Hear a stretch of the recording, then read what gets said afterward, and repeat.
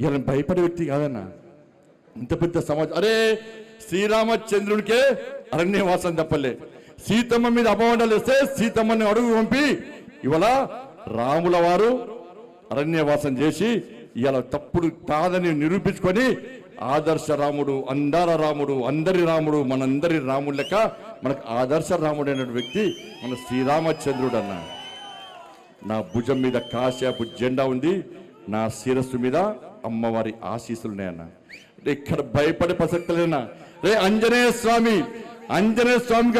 స్వామికి నిప్పు పెడితే అదే నిప్పుపై లంకను మొత్తం ఎట్లా దానం చేసిందో ఇలా బండి సంజయ్ని గెలికిరి వాళ్ళ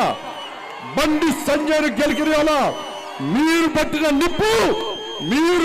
నిప్పు ఒక ఆంజనేయ స్వామిలాగా ఈ దళారుల వ్యవస్థను, ఈ అక్రమార్క వ్యవస్థను, ఈ కుటుంబ వ్యవస్థను, ఈ అవినీతి వ్యవస్థను పక్కా దగ్ధం చేస్తా, దహనం చేస్తా.